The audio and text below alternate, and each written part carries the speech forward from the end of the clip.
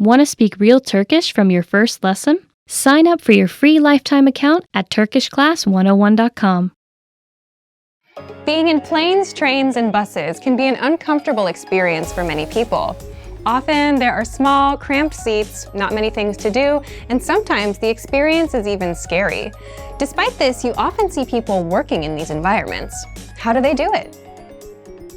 In this video, you'll learn 3 tips to help you be able to study anywhere. The first one is adjust to your environment. Most of us would probably agree that a plane or a bus is not the best place to study. These environments are usually dark and cramped, and you may have a crying baby next to you. But the point is, there's never a perfect time or place to learn. The reality is that a lot of us use transportation every day. We face environments that are typically considered unsuitable for study.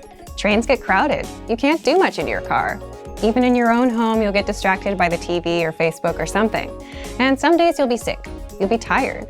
You'll have dinner plans. Once you accept that there's rarely such a thing as the perfect time to study, you can start thinking about how to make the best of the environment you have at that time. For example, if you ride a train, you might stand up for a long time. It might be difficult to focus on a book. In a case like this, you can use the Innovative Language 101 app to study. Listen to the audio lessons, or do the word of the day by email. There are ways that you can learn in just about any situation. The point is, you need to adjust your study method to your environment. So take a look at your day and see where your time goes. Are there any gaps in between your activities where you feel like you can't study? And is there any way you can adjust? 2.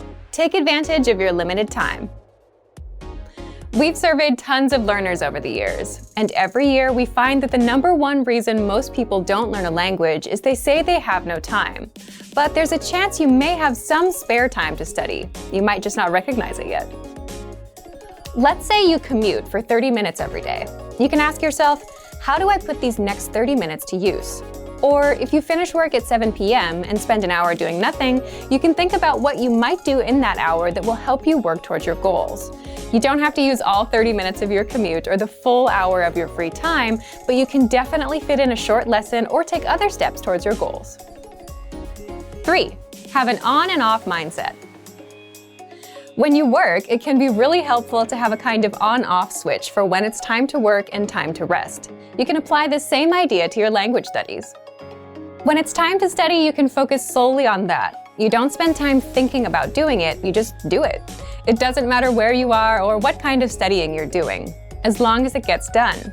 And when you're done with a lesson, reward yourself. It can be as simple as telling yourself, "Great job." When you're finished with the time you promised yourself for studies, feel free to focus on the next thing. In this video, we covered a few tips to help you study no matter where you are or how much time you have. It's all about having the right mindset. And for even more ways to study, check out our complete language learning program. Sign up for your free lifetime account by clicking on the link in the description. Get tons of resources to have you speaking in your target language. And if you enjoyed these tips, hit the like button, share the video with anyone who's trying to learn a new language, and subscribe to our channel. We release new videos every week. I'll see you next time. Bye! Want to speed up your language learning? Take your very first lesson with us. You'll start speaking in minutes and master real conversations. Sign up for your free lifetime account. Just click the link in the description.